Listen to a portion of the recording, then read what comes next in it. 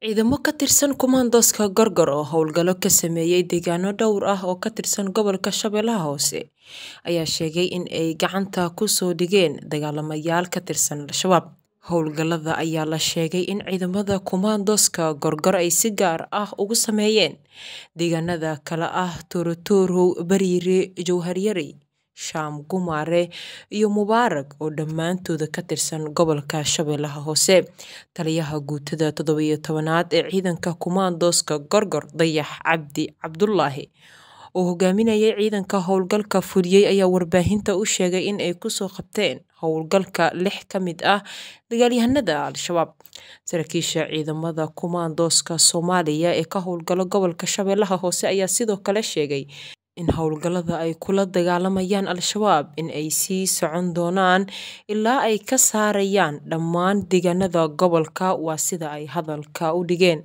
Ma jirto wax war ah oo ka soo baxay dhanka dagaalamayaasha Al-Shabaab ee ku aadan howlgalada ay sheegeen saraakiisha Gorgor inay ku soo qabteen xubno ka tirsan dagaalamayaashooda ee Al-Shabaab. abka Danab Plus iyo casriyeynta adeegyada shirkadda Danab Shell.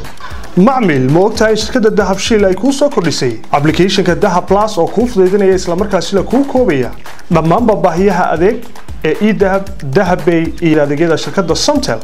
waliba Danab Plus waxaad ugu isticmaali kartaa dal iyo dibadda adigoo lacag u diri kara qof kale, wax ku iibsan kara, hawlaad dibadeed samayn kara, lacag dhigan kara, kalana bixi kara akoonkaaga Danab Shell in ka badan $126 oo caalamka ayaad si toos ah xaddi kasta lacag ugu xawili kartaa abka Danab Plus shirkado iyo shakhsiyaad intaba. adigoo isticmaalaya abka Danab Plus waxaad adeega Dahab Pay lacag ugu diri kartaa kuna maamuli kartaa in ka badan dhowr account. adeega M-Pesa ee dalka Kenya ayaad isagana lacag ugu xawili kartaa xaddi kasta adigoo la socon kara dhammaan dhaqdhaqaaqyadaada maaliyadeed ee e-Dahab iyo bangigaaga. adeegyada Somtel ayaad iyagana ka helaysaa abka Danab Plus mar kasta iyo mar kastaba ku isticmaal application-ka Danab Plus. hadal oo ku hadal bishii oo dhan $7 oo kaliya ku darso fariin kasta oo aad dirtaana waa ku bilaash. haddaba si aad ugu shubato adeega kaafiye fadlan garaac xidig 8 eber 8 afargees ama xidig 2 eber 2 afargees. isticmaal shabakadda ugu ballaaran geyga Soomaaliland.